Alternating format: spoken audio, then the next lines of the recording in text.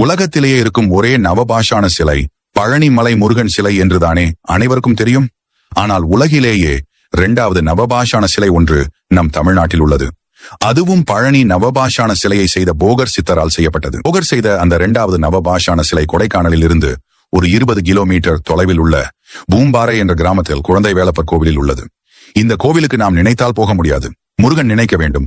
முருகர் நம்மகு கனவில் வந்து அருள் கொடுக்க வேண்டுமாம். போகர் சித்தர் முதல் சிலையை செய்துவிட்டு சீனாவிற்கு போய்விட்டார். அங்கிருந்து வந்த பின் அவர் 9 மூலிகைகளை கொண்டு இந்த நவபாஷான சிலையை அவர் 2வதாக செய்தார். இது கிட்டத்தட்ட 2000 வருஷம் பழமை வாய்ந்த கோவில் அப்படின்னு சொல்றாங்க. சில பேர் இது நவபாஷானம் சிலை இல்லை, இது 9 மூலிகைகள் அல்ல, 10 மூலிகையில் செய்த தசபாஷானம் சிலை அப்படின்னு சொல்றாங்க.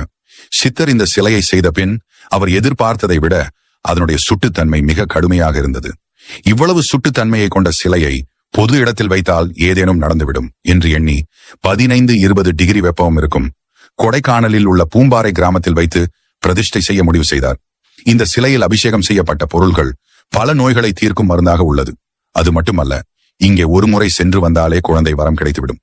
மனதில் நீங்கள் என்ன நினைத்து இங்கே சென்றாலும் அதை குழந்தை வேலப்பர் செய்து கொடுத்து விடுவார். அடுத்த ஒரு மாதத்திலேயே வேலை கிடைக்க வேண்டும், வெளிநாடு பயணம் செய்ய வேண்டும், வெளிநாட்டில் வேலை கிடைக்க வேண்டும், நோய் திரிந்து போக வேண்டும் என்று எது கேட்டாலும் அதை குழந்தை வேலப்பர் செய்து கொடுத்து விடுவார்.